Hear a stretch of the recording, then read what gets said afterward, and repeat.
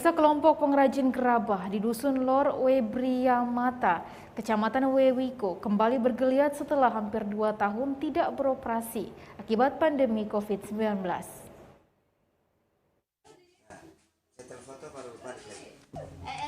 Kelompok UMKM pengrajin gerabah di Dusun Lor, Desa Webriamata, Kecamatan Wewiko, Kabupaten Malaka, kembali berproduksi setelah mengalami kesulitan dan nyaris gulung tikar selama pandemi COVID-19.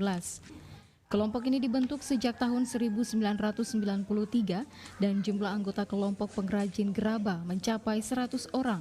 Namun sejak pandemi COVID-19, anggota kembali berkurang menjadi 30-an orang.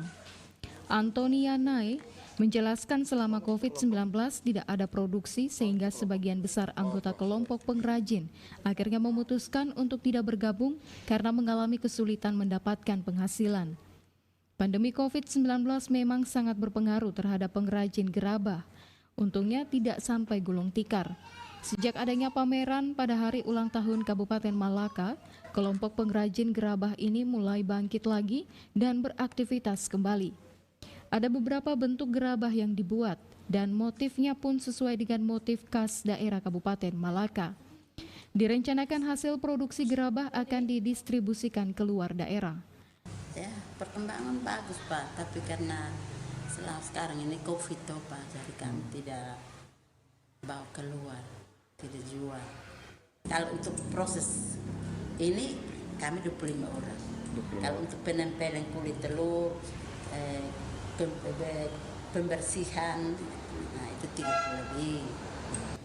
Karena su kerja orang tidak beli itu, makanya dong bilang kita kerja capek-capek, kita tidak jual, cuma ambil dua.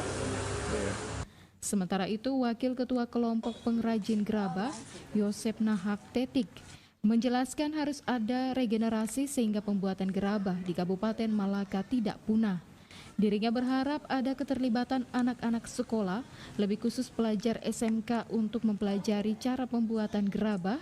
Pihaknya bersama kelompok siap untuk membantu.